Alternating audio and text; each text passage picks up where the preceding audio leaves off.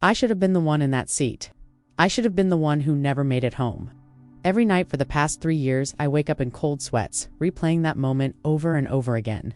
The moment my sister Emma looked at me with those bright green eyes and said, "Come on, Sarah, just this once. Let me have the window seat." My name is Sarah, and I'm about to tell you the most devastating story of my life. It's about a decision that lasted 30 seconds but changed everything. Forever. It's about how a simple act of sisterly love became the reason I'm here today. And she's not. 3 years ago, Flight 447 from Chicago to Miami crashed during what should have been a routine flight. Out of 156 passengers, only 23 survived. I was one of them. My sister Emma was not. What even my own parents have never heard me say out loud.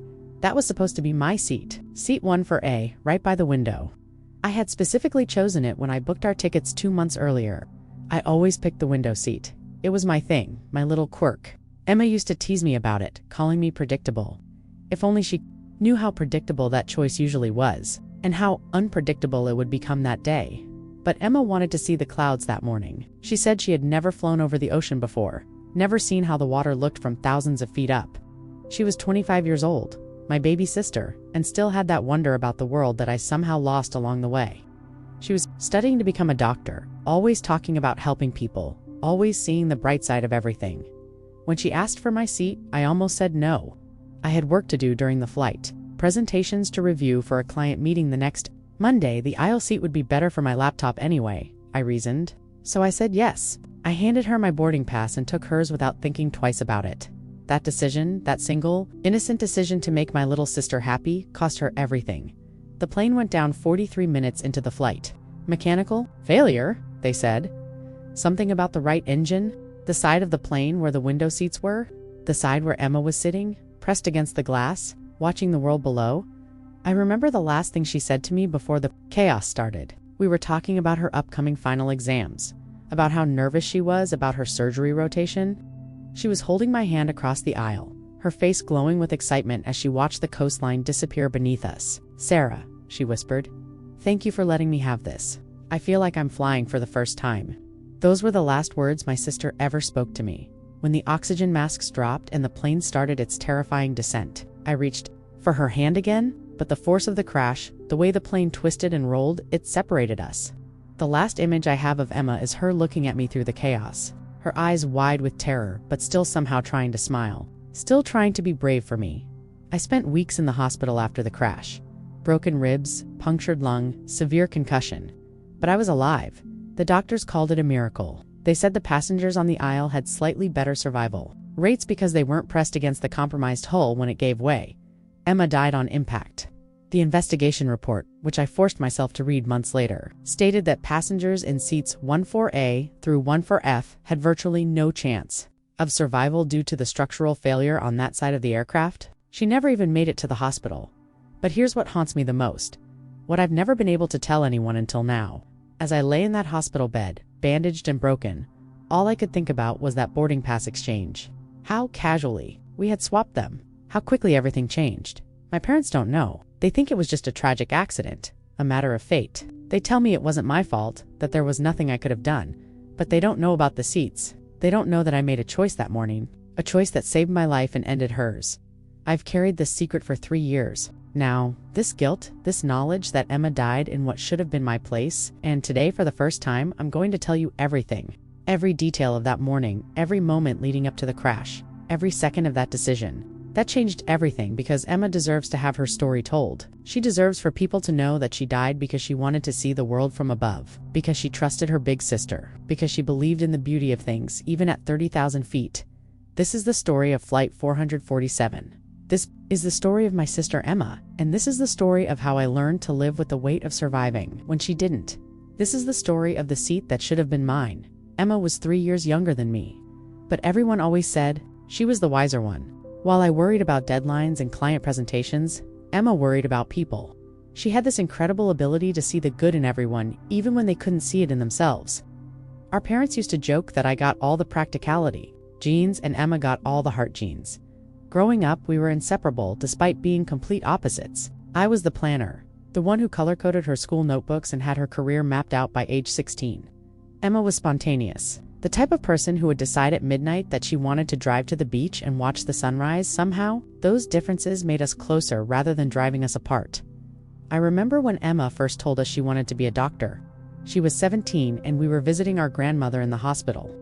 Grandma Rose had been battling cancer for months, and the treatments were taking their toll. While the rest of us struggled to find words of comfort, Emma just sat beside her bed and held her hand, talking about everything and nothing: the weather, her school projects, funny stories from her part-time job at the local bookstore after. One of those visits, Emma turned to me in the hospital parking lot with tears in her eyes and said, "I want to do that. I want to be the person who makes people feel less afraid when they're at their most vulnerable." That was Emma. She didn't just want to heal bodies. She wanted to heal spirits too. By the time of our flight, Emma was in her third year of studies at Northwestern. She was brilliant, consistently at the top of her class, but she never made anyone feel inferior because of it. She tutored struggling classmates for free, volunteered at free clinics on weekends, and somehow still found time to call our parents every single day just to check in. Me.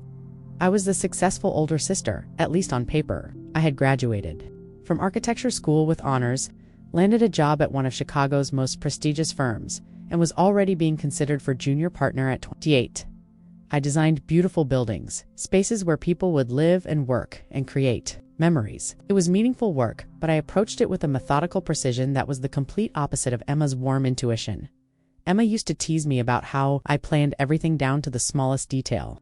She'd laugh at my travel itineraries, with restaurant reservations made weeks in advance and backup plans for the backup plans. "Sarah," she'd say, "sometimes the best moments happen when you're not trying to control them." But that's just who I was. I found comfort and predictability in knowing what came next. Emma found magic in uncertainty, in the possibility that anything could happen. She was the type of person who would book last-minute flights to places she'd never been, while I researched destinations for months before committing to a vacation, despite our differences. We talked every day. Emma would call me during her study breaks, usually when she was walking between classes or grabbing coffee between lectures. She'd tell me about her professors, her friends, the patients she'd met during her clinical rotations. I'd tell her about my projects, the office drama. We completed each other in ways that made us both better people. Emma pushed me to be more spontaneous, to take risks, to remember that life was meant to be lived, not just survived. I helped ground her when her big dreams threatened to overwhelm her practical needs, reminding her about things like health insurance and retirement planning. Emma had this laugh that could fill a room. It wasn't delicate or polite. It was this full-bodied, joyous sound that made everyone around her smile. She laughed at my terrible jokes, at cheesy romantic movies, at her own mistakes. She found humor in situations where most people would find only stress or frustration. She was also incredibly brave, though she never saw it that way. During her clinical rotations, she told me about holding the hand of a scared child during a procedure, about staying late to comfort a family who had received devastating news, about the first time she had to deliver bad news to a patient. She cried about it afterward, but she never let it stop her from showing up the next day. Emma had plans, so many plans. She wanted to specialize in pediatric oncology, despite knowing how emotionally challenging it would be. "Kids fighting cancer need someone who believes they can win," she told me once. "I want to be that someone." She wanted to work in underserved communities, maybe join Doctors Without Borders for a few years. She talked about opening a free clinic someday, about making healthcare accessible to everyone. She also had smaller dreams. Emma wanted to learn to play the piano, to travel to every continent, to write a book someday about her experiences in medicine. She wanted to get married and have kids, to be the kind of mother who would bandage scraped knees and chase away nightmares. She wanted to grow old surrounded by people she loved. On the other hand, had my 5-year plan, my 10-year plan, my retirement plan. I wanted to make partner at the firm, to design buildings that would outlast me, to establish myself as a leader in sustainable architecture. My dreams were solid, measurable, achievable through hard work and dedication. But Emma's dreams were bigger somehow, messier, more human. She dreamed of impact rather than achievement, of connection rather than recognition. She wanted to change the world one patient at a time, while I wanted to change skylines one building at a time. The night before our flight, Emma stayed over at my apartment. We ordered pizza and watched old movies, just like we used to do during college. She was nervous about her upcoming final exams, but excited about the wedding we were flying to attend. Our cousin Jessica was getting married in Miami, and Emma had never been to Florida before. "I can't wait to see the ocean from the plane," she said, curled up on my couch with her feet tucked under her. "I've always wondered what it looks like." From up there, she was practically glowing with anticipation, already planning the photos she would take. The stories she would tell our parents when we got back, that was Emma, always looking forward, always excited about the next adventure. She lived in the future in the most beautiful way, not because she was unhappy with the present, but because she believed the best was always yet to come. If only I had known that her future would end the next morning. 30,000 feet above, the Atlantic Ocean, in a seat that was supposed to be mine. The wedding invitation arrived on a Tuesday in March, wrapped in pale pink paper with gold lettering that screamed expensive celebration. Our cousin Jessica, Dad's brother's daughter, was finally tying the knot with her longtime boyfriend Marcus in what she described as a destination wedding in Miami Beach. When I first read the invitation, my immediate thought was about the logistics, flights, hotels, time off work, and the inevitable family drama that comes with any large gathering. Emma's reaction was completely different.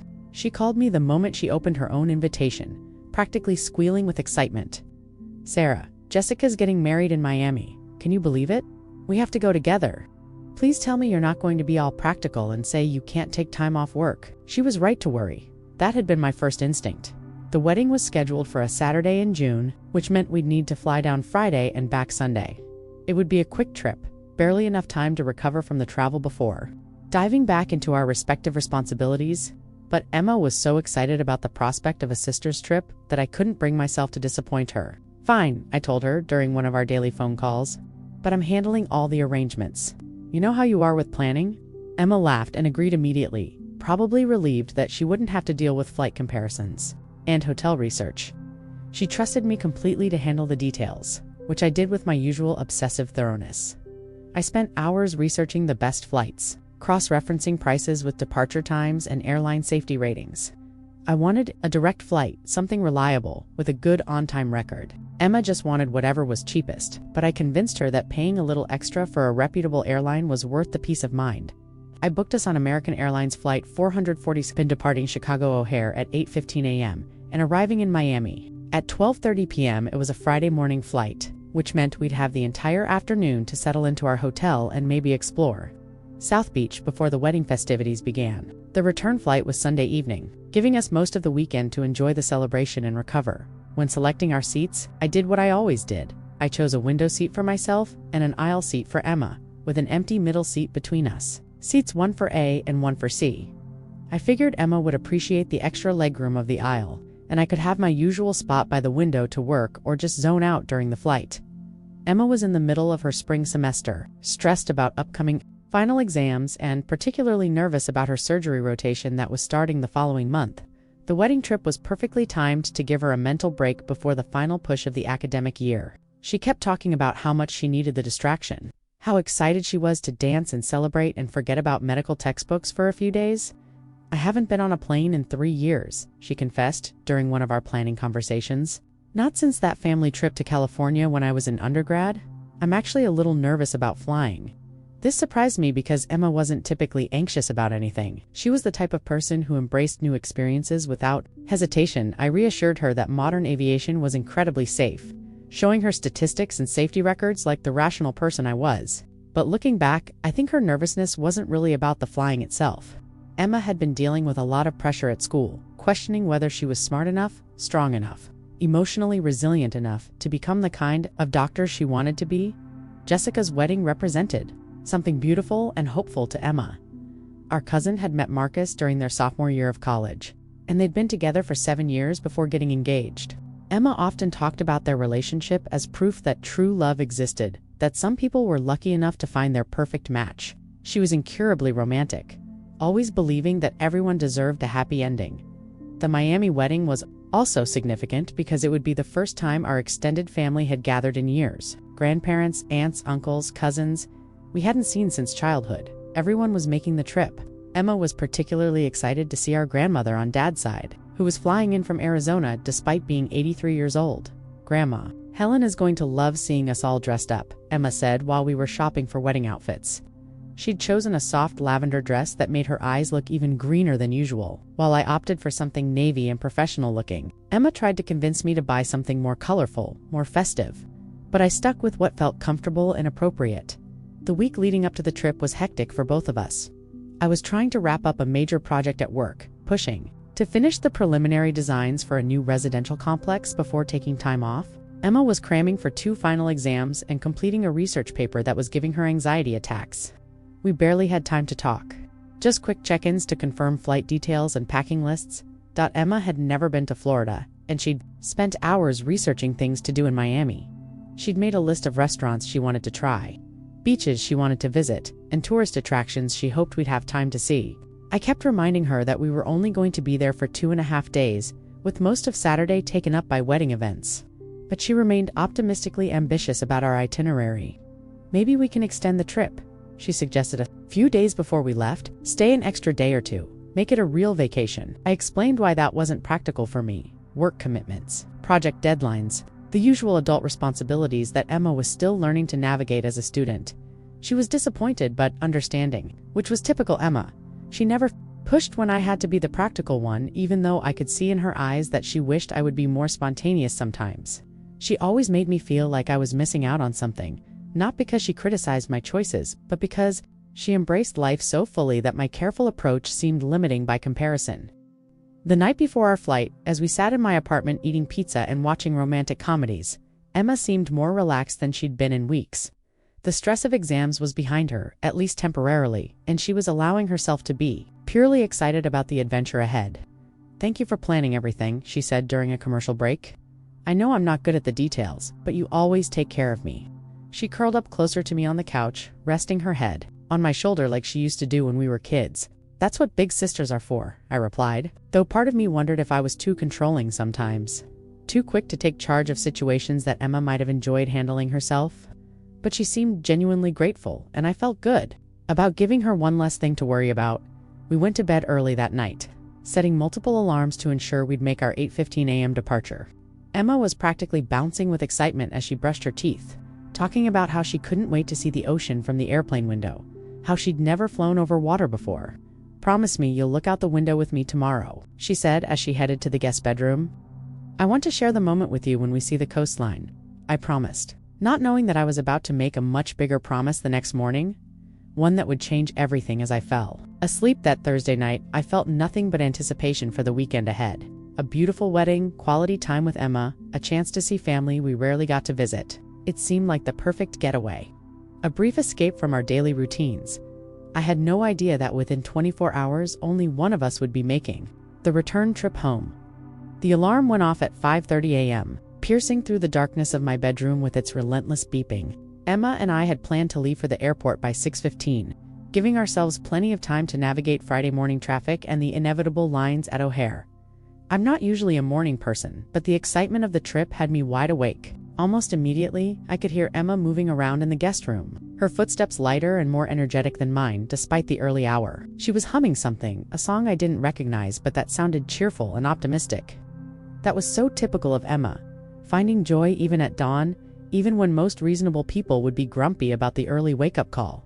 "Coffee," she called out from the kitchen as I stumbled toward the bathroom. "I made your fancy stuff, not my college student instant nonsense."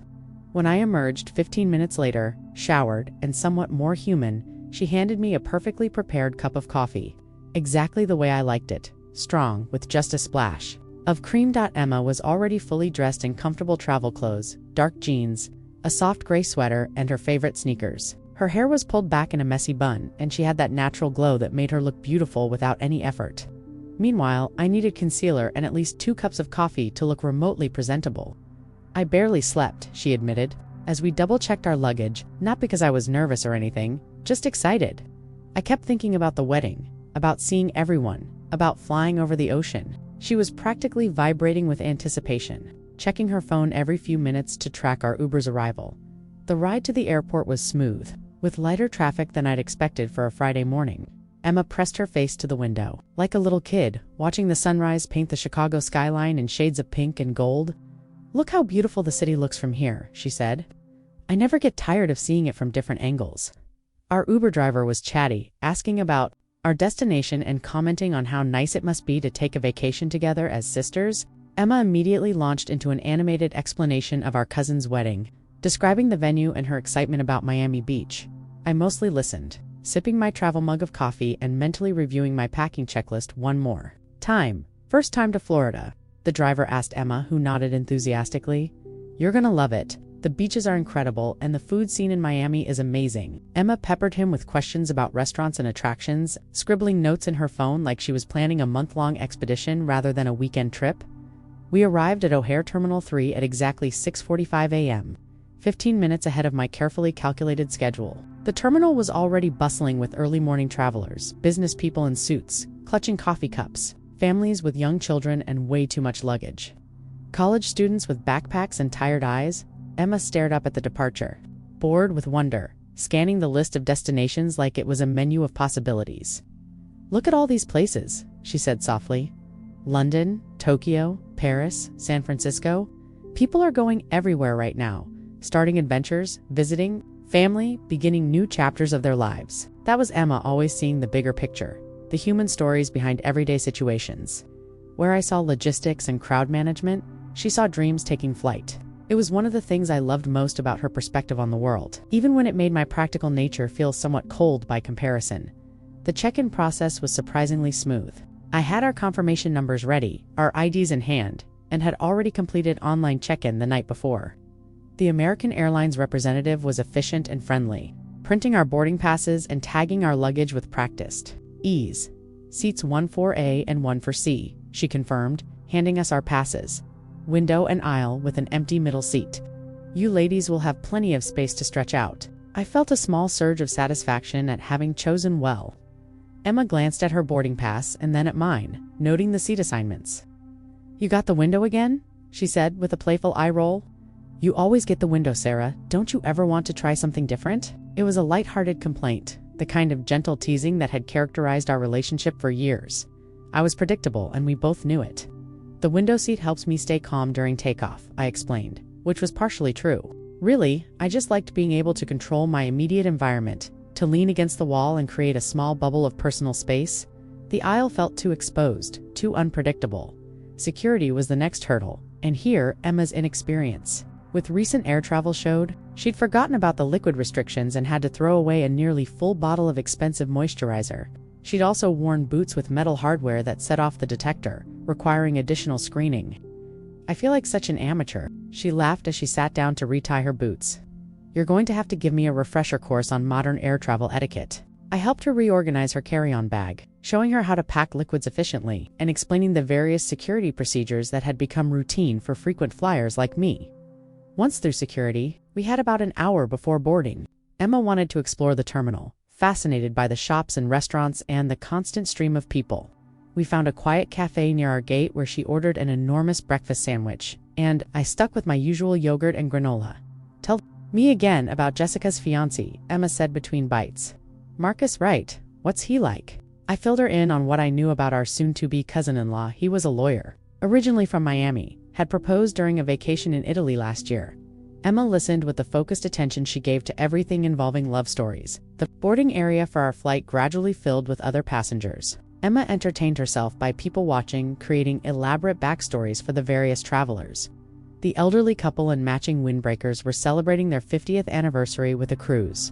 The young man with the nervous energy was flying to a job interview. The family with 3 small children was visiting Disney World. "What about her?" Emma asked, nodding toward a woman about our age who was sitting alone reading a thick paperback novel. "What's her story?" "Maybe she's just going to Miami for business," I suggested practically. "Not everyone has a dramatic backstory." "Come on, use your imagination," Emma pushed. "She's got that look of someone on a mission. Maybe she's meeting someone important, or starting over in a new city, or researching her next novel." Emma could find intrigue and romance in the most ordinary situations. As our boarding time approached, Emma grew more visibly excited. She kept checking her phone, taking selfies of us waiting at the gate, texting our parents with updates. "Mom wants us to call when we land," she reported, "and Dad says to give Grandma Helen his love." The gate agent announced that boarding would begin in 10 minutes, and Emma started gathering her things with the efficiency of someone who'd been waiting for this moment all morning.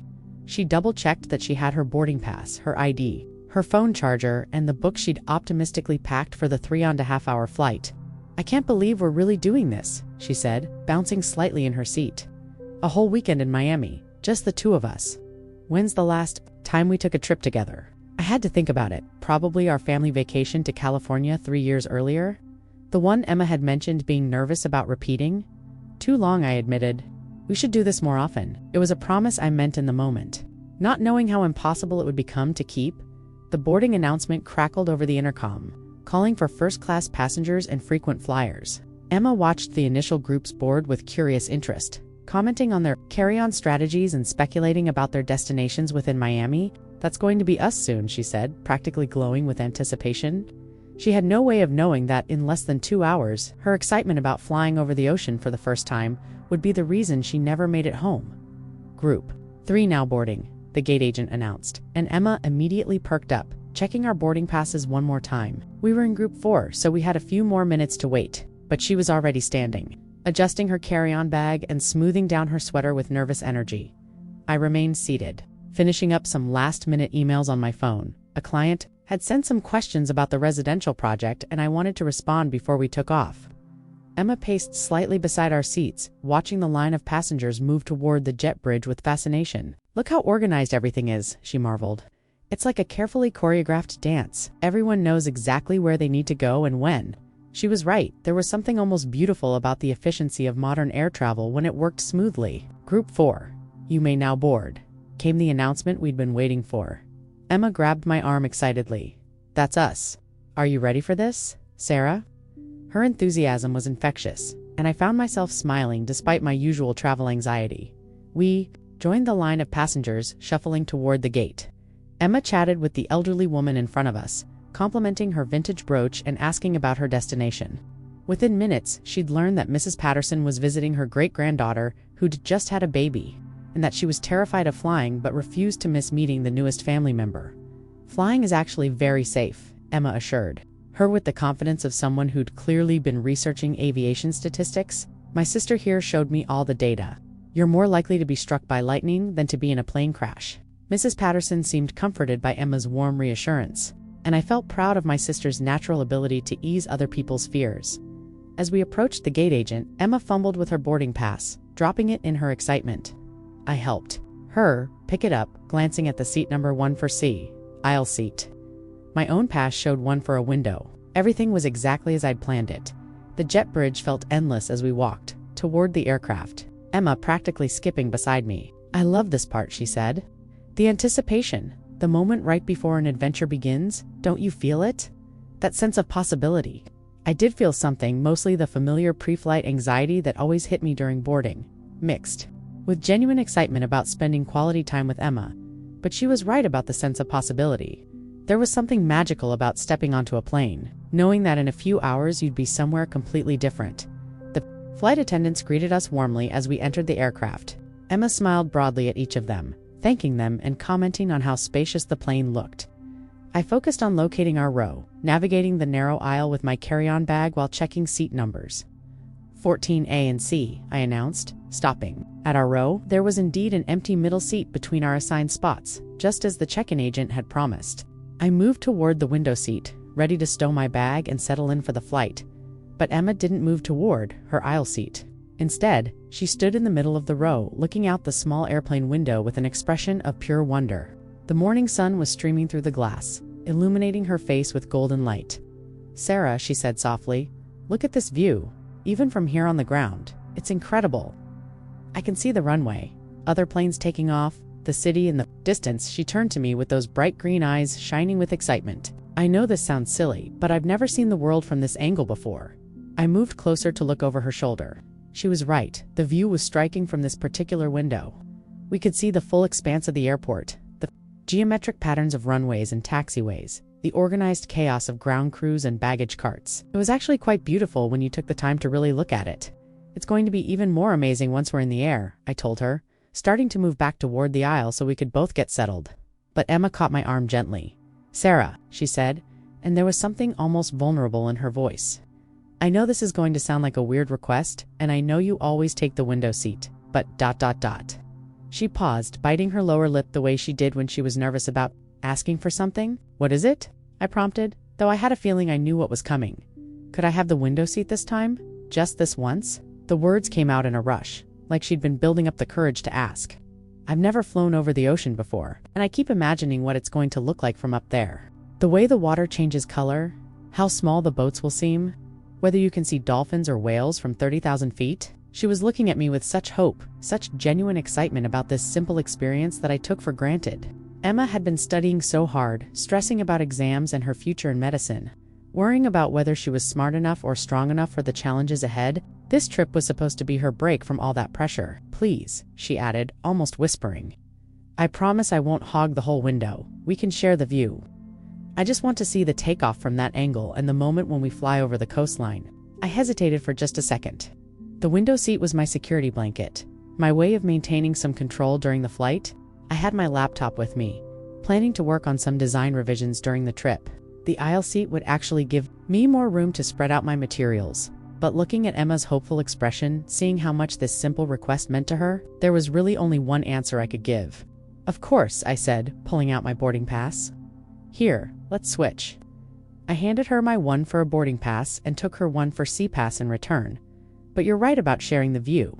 I want to see this magical ocean vista you're so excited about." Emma's face absolutely lit up.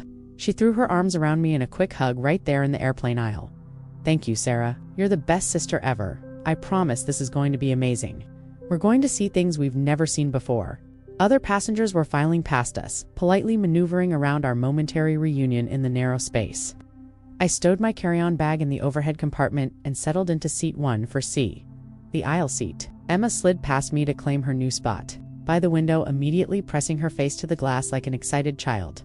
"This is perfect," she said, adjusting her seatbelt and organizing her small purse and book in the seat pocket in front of her. "I can see everything from here. The ground crew, the other planes, all of it." She turned to me with a radiant smile. "Thank you for making this possible." I settled into my aisle seat, pulling out my laptop and trying to convince myself that this arrangement would actually work better for getting some work done. The extra legroom was nice, and I'd have easier access to the restroom if needed. Really, it was a practical choice that just happened to make Emma incredibly happy. As the flight attendants began their safety demonstration, Emma watched with rapt attention, following along with every gesture and instruction. She located her life vest, identified the nearest exits, and listened to every word about oxygen masks and emergency procedures. "Aren't you going to watch?" she asked, noticing that I was already opening my laptop. "I've seen it before," I replied, though I did look up to catch the important parts. Emma shook her head in amazement. "I can't imagine ever getting tired of this," she said. "The whole process is like a miracle when you think about it. We're about to fly through the sky in a metal tube crossing hundreds of miles in a few hours. How is that not the most exciting thing ever?" Her enthusiasm was contagious, and I found myself paying more attention to the safety demonstration than I had in years.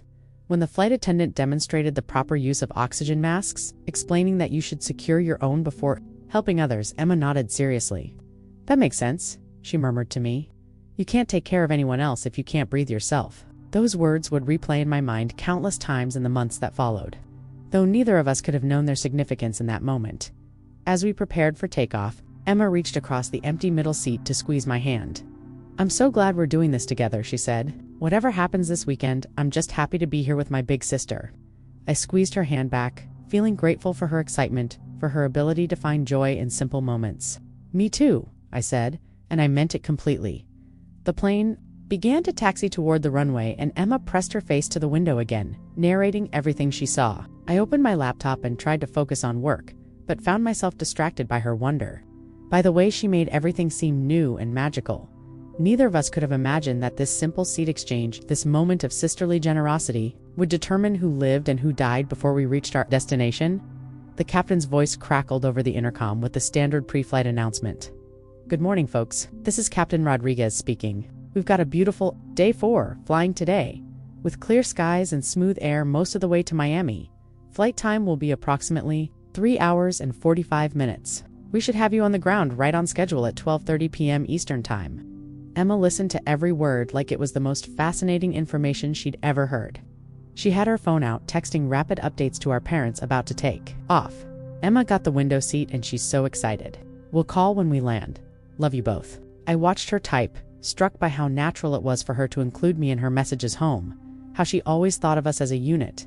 Emma got the window seat. Not I let Emma have my window seat, or we switched seats. Just a simple statement. A fact that somehow made the gesture feel less significant, more like the natural order of things.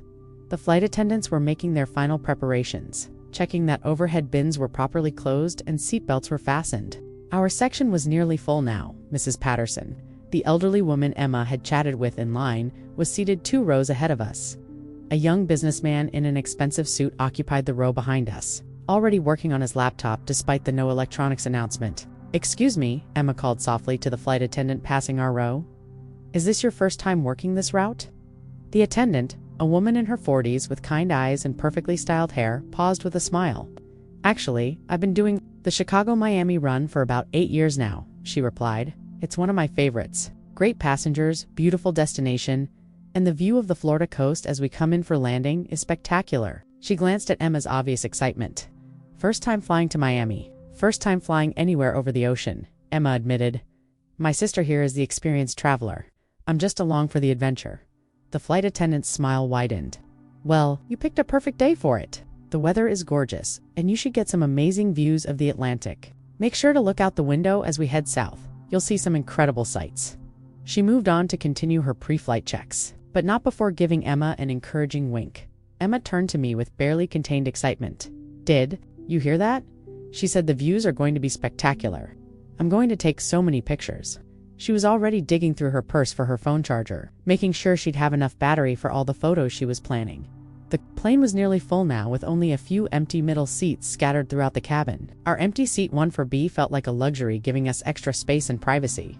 Emma had already claimed the armrest between her window seat and the empty middle, while I had easy access to the aisle.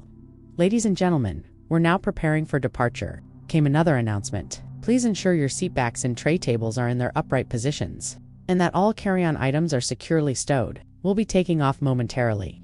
Emma immediately complied with every instruction, though she'd been properly positioned all along. She adjusted her seatbelt, double-checked that her purse was tucked under the seat in front of her, and made sure her phone was in airplane mode. Her attention to detail reminded me of myself, though her motivation was excitement rather than anxiety. I, on the other hand, was trying to squeeze in a few more minutes of work. I had my laptop balanced on my knees, making some quick notes on a client presentation. The residential complex project was at a crucial stage, and I wanted to have some preliminary sketches ready for review when I got back to the office on Monday. "Sarah," Emma said, reaching across the empty seat to touch my arm, "can you put that away for takeoff? I want you to see this with me." There was something almost pleading in her voice, a request for me to be present in the moment rather than already thinking ahead to work obligations. I looked at her face, at the genuine excitement and slight nervousness there, and closed my laptop. "You're right," I said. "Work can wait. This is your first time seeing the ocean from the air. I should pay attention to." Emma's smile was radiant. "Thank you. I know I'm being silly about this, but it feels important somehow. Like this is going to be one of those memories I'll never forget." She reached over and squeezed my hand quickly before turning back to the window. The plane began to move more purposefully now, turning onto the active runway. Emma gasped softly as she felt the motion, her hands gripping the armrests with a mixture of excitement and nervousness. "Here we go," she whispered, more to herself than to me. Through her window, I could see the long stretch of runway ahead of us, other aircraft waiting their turn for takeoff, and the morning sun casting everything in golden light. Emma was right. There was something magical about this moment, this transition from being earthbound to taking flight. "Are you nervous at all?" I asked her, noticing how tightly she was holding the armrests. "A little," she admitted, "but it's good nervous, you know. Like right before you take a big test you've studied really hard for, or before a first date with someone special. That anticipation where you're scared and excited at exactly the same time." The engines began to rev up, that distinctive whining sound that signals imminent takeoff. Emma pressed her face to the window, not wanting to miss a single moment of the experience. I found myself leaning slightly toward the window too, caught up in her enthusiasm despite my own travel experience.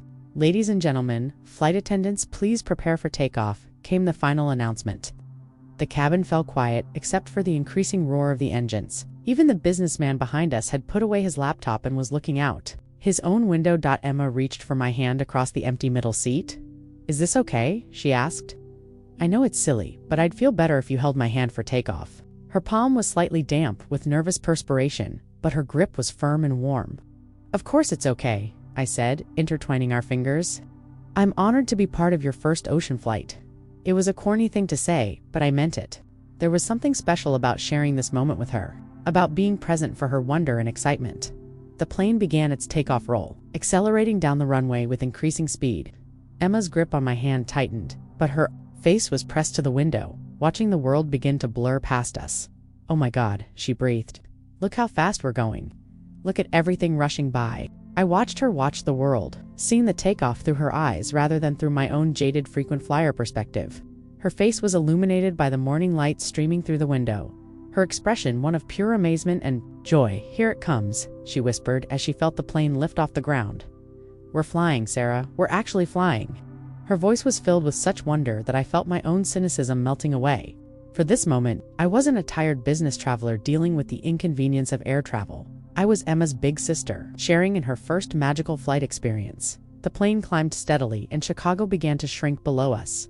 Emma provided a running commentary of everything she could see: the airport growing smaller, the city spreading out like a map, the lakeshore curving along the horizon. Her excitement was infectious, and I found myself genuinely enjoying the takeoff in a way I hadn't in years. "Thank you," she said suddenly, turning from the window to look directly at me. "Thank you for letting me have the window seat, and thank you for holding my hand, and thank you for paying attention instead of working. This is perfect." "Thank you for reminding me to pay attention," I replied. "I'd forgotten how amazing this can be when you really look at it." As we continued to climb, Emma settled back into her seat with a satisfied sigh. "That was incredible," she said. "Now, I understand why you travel so much for work. If every trip starts like that, how could you ever get tired of it?" I didn't have the heart to tell her that most of my business flights were rushed, stressful affairs where I barely noticed the takeoff. Instead, I just squeezed her hand one more time before letting go. "Every flight should be like this one," I said. Neither of us knew that this would be Emma's only takeoff experience, or that her wonder at seeing the world from above would be cut tragically short in less than an hour. Once we reached cruising altitude, the seatbelt sign turned off, and Emma immediately unfastened hers, turning to face me with animated excitement. "Sarah, you have to see this view. The clouds look like cotton balls, and I can actually see the curve of the Earth. Is that normal? Can you usually see how round the planet is from up here?" She was practically bouncing in her seat, her face glowing with the thrill of discovery. I unbuckled my own seatbelt and leaned across the empty middle seat to look out her window. She was right. The view was spectacular. We were flying through scattered white clouds that looked exactly like something from a children's book illustration. Below us, the landscape had transformed into a patchwork quilt of green and brown fields, with roads looking like thin silver threads connecting tiny clusters of buildings. "I need to take pictures," Emma announced, pulling out her phone. "Mom is never going to believe how beautiful this is. Look at those clouds, they're so close. I feel like I could reach out and touch them." She started snapping photos through the airplane window, trying to capture the majesty of the view, though we both knew the images would never do justice. To the real experience, the flight attendants began their beverage service, and Emma ordered a ginger ale, claiming she'd read somewhere that it was the best drink for air travel. I stuck with my usual coffee, black, though I found myself sipping it more slowly than usual, savoring the moment instead of rushing through it like I normally would during flights. "Tell me about Jessica's wedding again," Emma said, settling back into her seat with her drink. "What's the venue like? Have you seen pictures?" She was hungry for every detail, wanting to build up her anticipation for the weekend ahead. I pulled out my phone to show her the photos our cousin had shared, a beautiful beachfront resort with palm trees and white sand. Exactly the kind of romantic setting Emma loved. 20 minutes into the flight, Emma had claimed the armrest between us as her personal photo viewing station, scrolling through images of Miami beaches, the wedding venue, and screenshots of restaurant reviews she'd saved.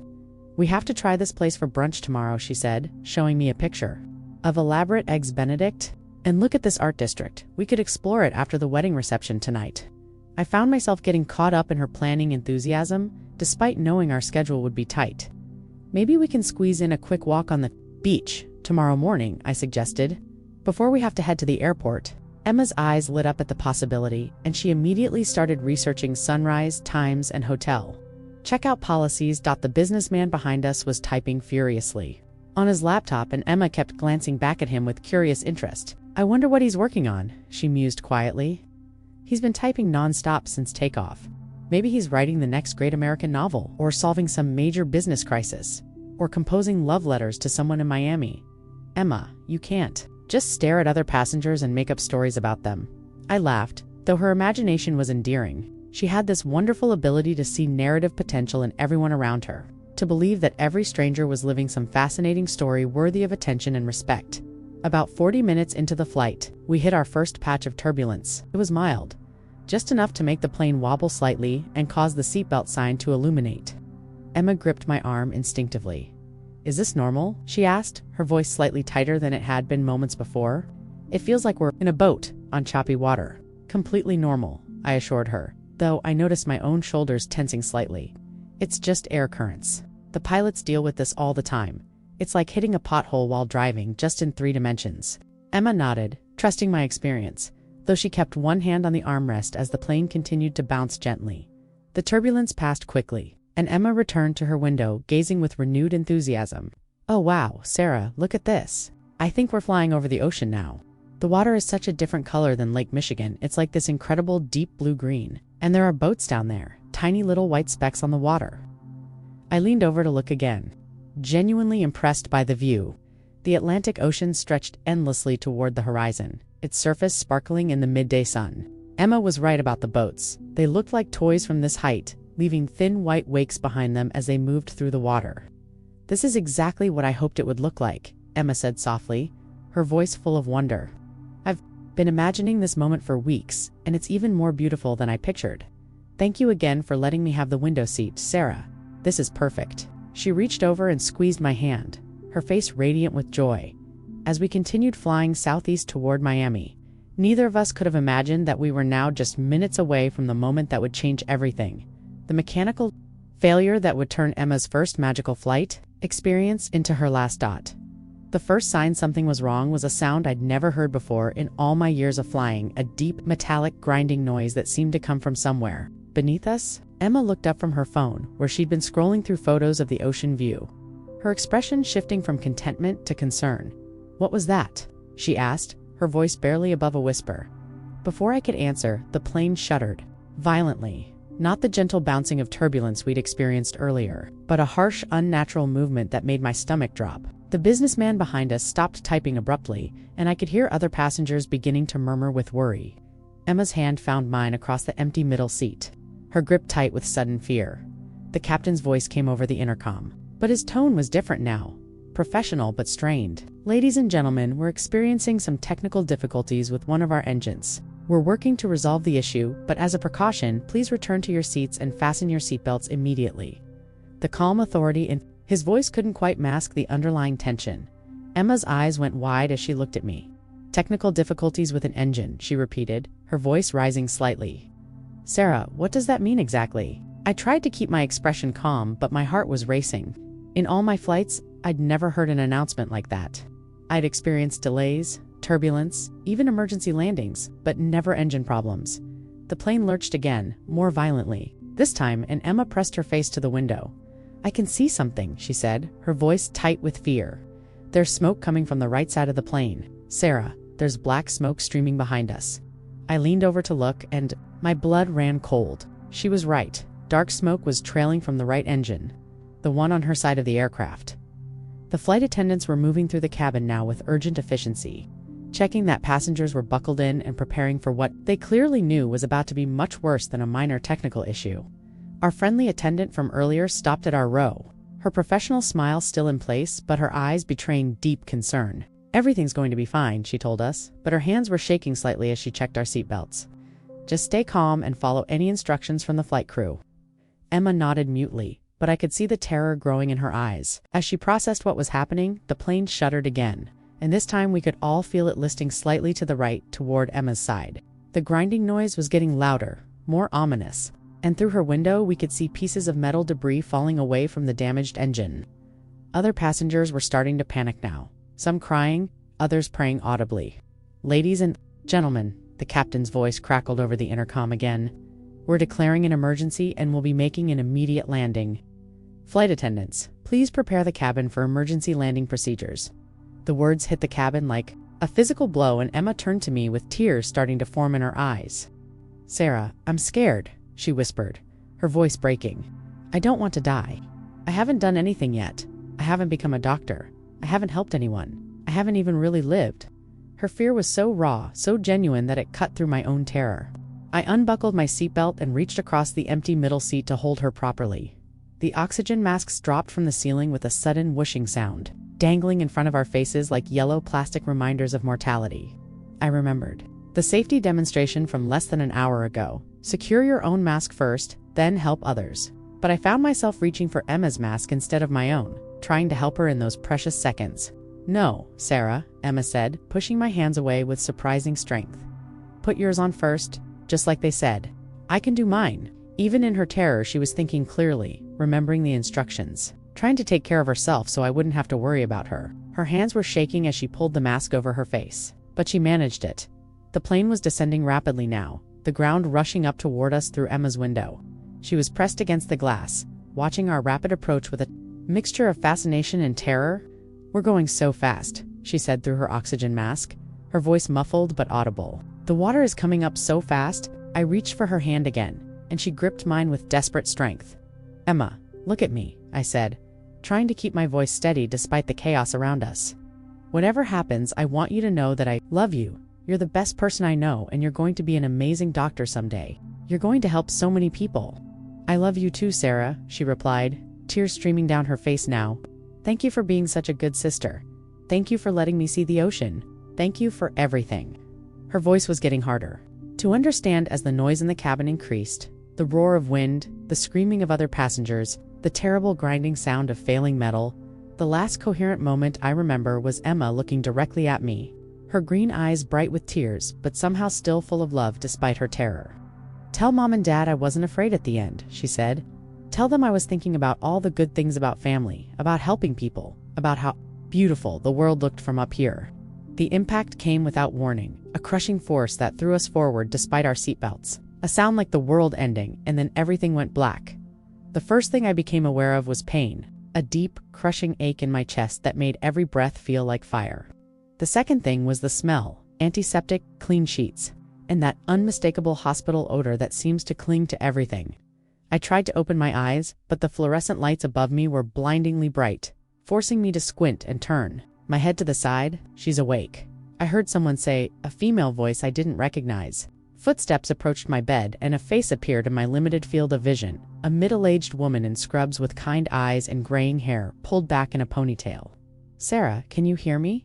I'm Dr. Martinez. You're in Miami General Hospital." Miami. The word hit me like a physical blow, and suddenly everything came rushing back. The flight, the engine failure, Emma gripping my hand, the terrible sound of impact. I tried to sit up, tried to speak, but my throat felt raw and my chest screamed in protest. "Emma," I managed to croak out. "Where's Emma?"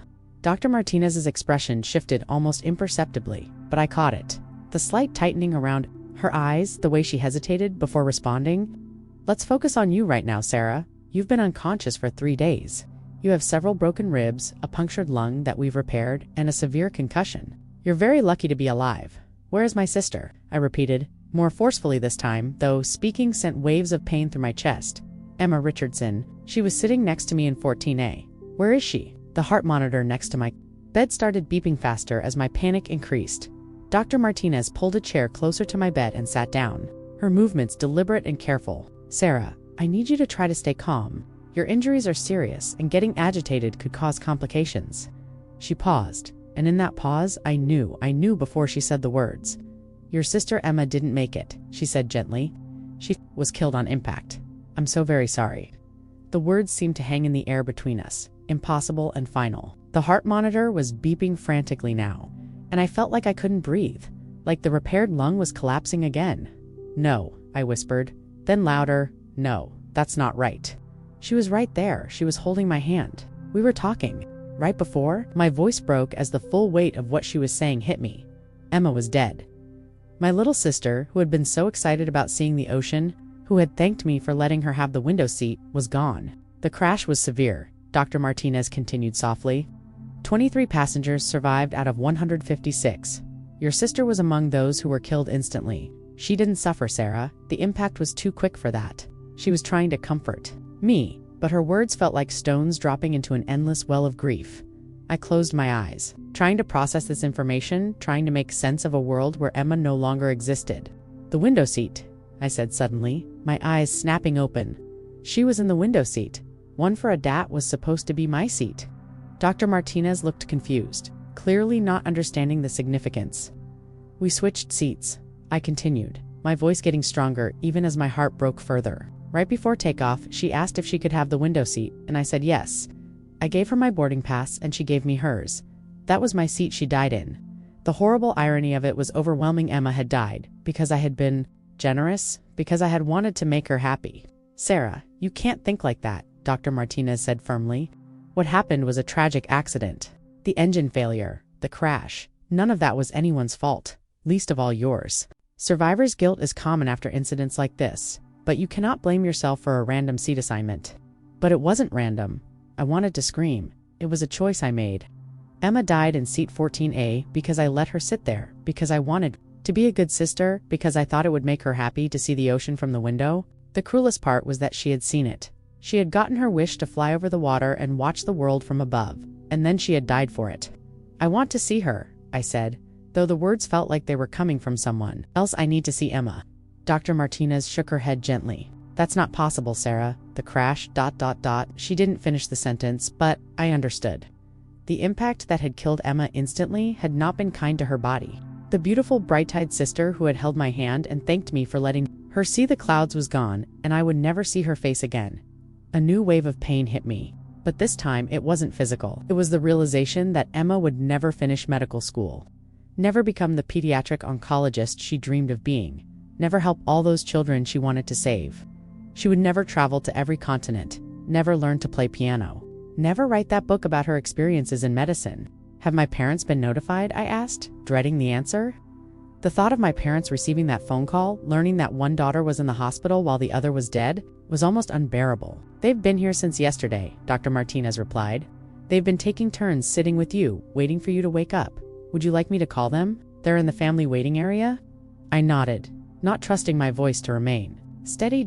As Dr. Martinez left to get my parents, I lay in that hospital bed staring at the ceiling, trying to comprehend a reality where Emma no longer existed.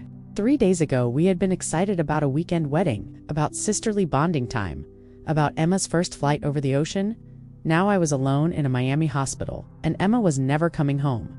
The worst part was knowing that it should have been me. If I had kept my original seat, if I had said no to Emma's request, if I had been selfish just that once, she would be lying in this hospital bed instead of me. She would be in pain, but alive. Well, I would be the one who had died instantly in seat 14A. When my parents walked into that room, their faces puffy from 3 days of crying, their eyes red with grief and relief and devastation, I saw my own guilt reflected back at me. They were grateful I was alive, but they were destroyed by Emma's death.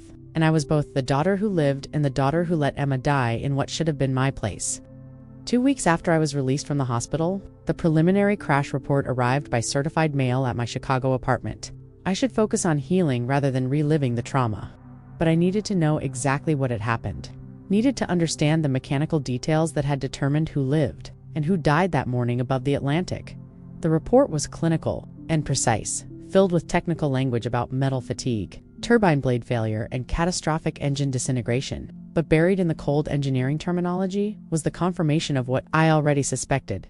The failure had occurred in the right side engine, causing debris to puncture the fuselage primarily on the right side of the aircraft.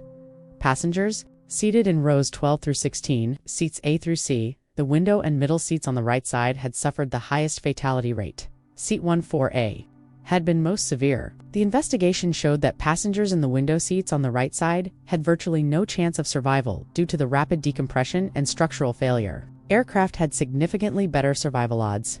I read that section over and over again, my hands shaking as I processed the implications. If Emma had stayed in her original seat, 14C, the aisle seat, she would likely have survived. The report didn't deal in hypotheticals, but the statistics were clear. Aisle passengers in our row had a 60% survival rate, while window passengers had less than 5%. Emma had died because she wanted to see the ocean, and I had lived because I had given her that chance. The investigation also revealed that the engine failure had been completely unpredictable. A microscopic crack in a turbine blade that had gone undetected during routine maintenance. There was no human error, no mechanical negligence, no warning signs that could have prevented the disaster, components that could not have been reasonably anticipated or prevented. This information should have provided some comfort, knowing that no one was to blame, that it truly was a freak accident. But instead, it made everything worse. Felt more unbearable than if there had been someone to hold responsible. Emma had died because of metal fatigue in a turbine blade, and because she had asked her sister for a window seat. The report included a passenger manifest with survival status next to each name. I found our entries: Richardson, Sarah, seat. 1 for C, survivor, critical injuries. And below it, Richardson, Emma, seat. 1 for a fatality. Seeing it written there in official type made it feel final in a way that nothing else had. Emma's life reduced to a single line in a government document. The investigation had also interviewed several survivors, and I recognized some of the quotes in the report. Mrs. Patterson, the elderly woman who had been afraid of flying, had survived. In seat 1 to C, the businessman behind us had died in seat 15A, his laptop found among the wreckage still displaying the document he'd been working on. The random cruelty of who lived and who died, based purely on where they happened to be sitting, was overwhelming. One detail in the report had occurred just 18 seconds before impact. For 18 seconds, she would have known what was happening, would have seen the ocean rushing up toward her, would have experienced the terror of knowing she was about to die. I kept imagining those final 18 seconds, wondering what she had been thinking, whether she had been afraid or if she had somehow found peace. As I closed the report that day, analyses couldn't change the fundamental truth. Emma was dead because I had said yes when she asked for my seat. The investigation could explain how she died, but it couldn't explain away the guilt of knowing that a simple act of sisterly kindness had cost her everything while saving my life. Emma's funeral was held on a gray Thursday morning in October, exactly 1 month after the crash. I sat in the front row of St. Catherine's Church, the same place where we had celebrated Christmas masses as children, where Emma had received her first communion with that radiant smile that could light up any room. Now that same church felt cold and empty. Despite being filled with hundreds of people who had come to say goodbye to my sister, the casket was closed, a polished mahogany box that seemed impossibly small to contain someone who had been so full of life. On top of it sat a framed photo of Emma from her college graduation. She was wearing her cap and gown, her green eyes sparkling with hope and determination. Her whole future spread out before her like an endless possibility. That photo was taken just 2 years ago, but it felt like a lifetime had passed since then. My parents sat on either side of me, my mother clutching a tissue box, and my father staring straight ahead with the hollow expression he'd worn ever since receiving the phone call about the crash. They had aged years in the past month, grief etching new lines around their eyes and turning my father's hair noticeably grayer. They held my hands during the service, and I could feel their need for me to be strong, to be the daughter who had survived, but inside I was drowning. The pastor spoke about Emma's dreams of becoming a doctor, about her compassion and her desire to help others. Her college friends shared stories about her kindness. Her professors talked about her brilliant mind and her dedication to her studies. But none of them knew about the seat exchange. None of them knew that she had died because of a 30-second conversation that I replayed endlessly in my mind. During the service, wasn't afraid at the end, but I couldn't bring myself to share those words with my parents, couldn't explain the context without revealing the truth about our switched seats. So I sat in silence, carrying both her final message and my devastating secret like stones in my chest. At the cemetery, as they lowered Emma's casket into the ground, I finally broke. All the guilt and grief I had been holding back came pouring out in violent sobs that shook my entire body. My mother held me as I cried, probably thinking I was finally processing the normal grief of losing a sister. She had no idea that I was crying because I believed I had killed Emma with my kindness, that every breath I took felt stolen from her. The weeks following the funeral were a blur of well-meaning visitors, casseroles that went uneaten, and sleepless nights spent staring at the ceiling. Friends and family members would tell me how lucky I was to have survived, how grateful I should be to be alive, how Emma would want me to live my life to the fullest. Their words felt like daggers, each expression of gratitude for my survival, a reminder that Emma was gone because I had lived. I couldn't return to work, couldn't focus on designing buildings when my sister was dead because of a seat I had chosen. My boss was understanding, encouraging me to take as much time as I needed, but I knew I might never be able to go back to my old life. Come at her expense. 3 months after the crash, I was seeing a therapist twice a week, but I still couldn't bring myself to tell her about the seat exchange. Dr. Peterson thought I was dealing with typical survivor's guilt, the common psychological response to living through a tragedy that claimed others. She didn't know that my guilt was specific and concrete, that I had made a decision that directly led to my sister's death. The worst moments came late at night, when I would imagine how different things would have been if I had said no to Emma's request. If I had kept seat 1 for A, I would be the one who died instantly on impact, and Emma would be the one recovering, grieving, but alive.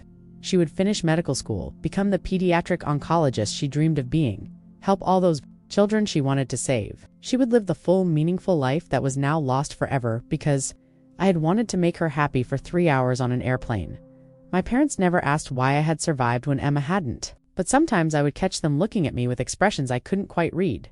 Gratitude mixed with something else. Maybe confusion about why fate had chosen me instead of their younger daughter who had so much more to offer the world. I wondered if they would still love me if they knew the truth, if they would still consider my survival a blessing, if they understood that Emma's death was the price for it. On Emma's birthday in February, 6 months after the crash, I finally drove to her grave for the first time since the funeral. I brought daffodils, her favorite flower, and sat in the frozen grass next to her headstone. "I'm sorry," I whispered, to the engraved marble that bore her name and the dates that bookended her too short life. "I'm so sorry, Emma. It should have been me." The wind carried my words away, and I sat there until the sun set, feeling more alone than I had ever felt in my entire life.